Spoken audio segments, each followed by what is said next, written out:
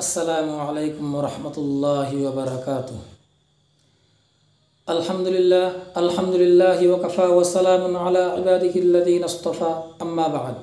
প্ৰিয় শ্ৰোতা মণ্ডলী, আজি মই আপোনালোকৰ লগত কথা পাতিবলৈ আশা কৰিছোঁ জাকাতৰ বিষয়ে। প্ৰিয় শ্ৰোতা মণ্ডলী, আমি যেতিয়া জাকাত দিওঁ তেতিয়া আমি কি কৰোঁ? বহুত আফসোস কৰোঁ।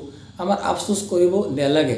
তাৰ কাৰণ হৈছে যে আল্লাহ তাবাৰক ও তাআলা আমাক ধন দৌলত দিছে, সেইকাৰণে আমাৰ আফসোস কৰিব নালাগে, আমাৰ জাকাত আদায় কৰিব লাগে। জাকাত দিলে কেতিয়াও মাল কম নহয়, বৰঞ্চ মাল কি হয়? বেছি হয়।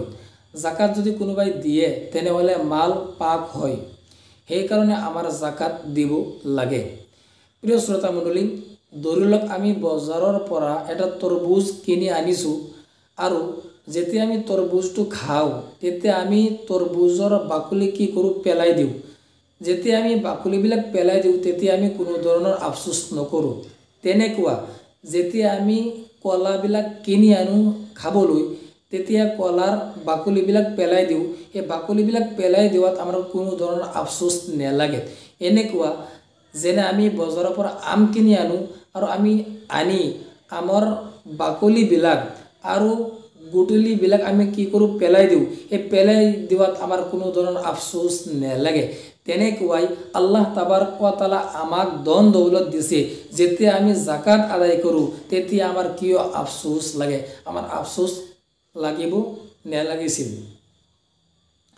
প্ৰিয় শ্ৰোতা মণ্ডলী, হযৰত উমৰ ৰাদিয়াল্লাহু তাআলা আনহু হুজুৰ সাল্লাল্লাহু আলাইহি ওয়াসাল্লামৰ পৰা হাদিস বৰ্ণনা কৰিছে, মাল যেতিয়া নষ্ট হয় সাগৰত কিবা ওপৰত, তাৰ কাৰণ হৈছে যে মানুহে জাকাত নিদিয়ে।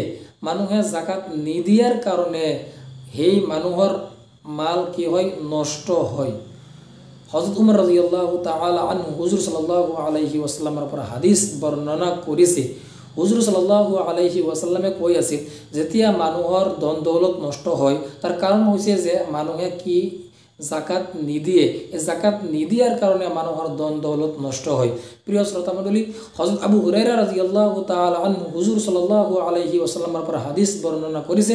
হুজুৰ সাল্লাল্লাহু আলাইহি ওয়াসাল্লামে কৈ আছে, আমাৰ সন্মুখত জাহান্নাম আৰু জান্নাতৰ মানুহৰ বয়ান কৰা হৈছে।